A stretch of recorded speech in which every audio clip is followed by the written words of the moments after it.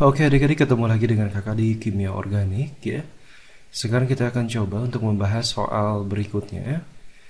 Ini ada hasil reaksi identifikasi senyawa dengan rumus molekul C3H6O ya.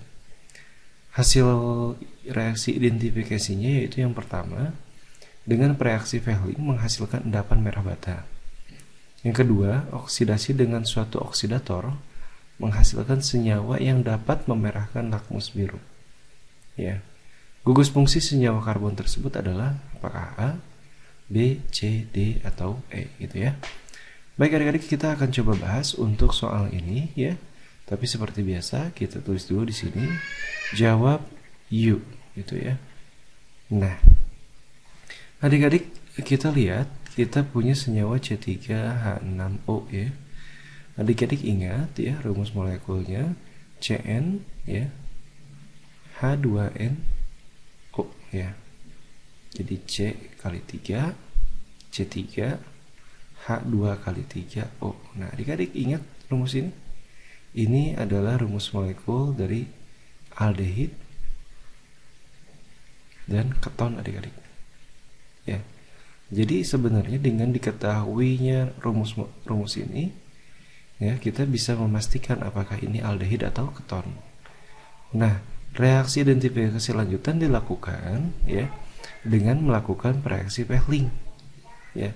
Nah, menghasilkan endapan merah bata. Adik-adik ingat, ketika aldehid ya, aldehid ditambahkan Fehling, nah itu akan menghasilkan merah bata. Gitu ya. Jika keton tambah Fehling, itu tidak terjadi apa-apa adik-adik gitu ya. Nah, akibatnya apa? Akibatnya dengan penambahan reaksi Fehling kita bisa memastikan bahwa ini adalah aldehid ya. Kemudian jika dilakukan oksidasi ya, misalkan kakak punya aldehid nih, nah kita oksidasi ya, nanti akan menghasilkan asam karboksilat. Nah, kita lihat ini namanya sudah asam ya. Nah, larutan ini asam, jadi ketika dia ditambahkan lakmus biru, dia akan memerahkan lakmus biru tersebut. Jadi merah nanti lakmusnya. Ya. Jadi di sini hasilnya asam.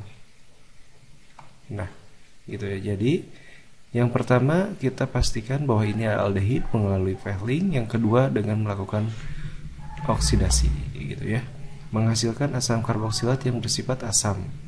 Ya, dapat memerahkan lakmus biru. Jadi ini adik-adik. Nah, jawabannya adalah D. Gitu ya. Baik adik-adik, bagaimana, sudah cukup jelas? Jika sudah cukup jelas, kakak cukupkan dulu sampai di sini. Kita ketemu lagi di soal berikutnya ya. See you dan assalamualaikum warahmatullahi wabarakatuh.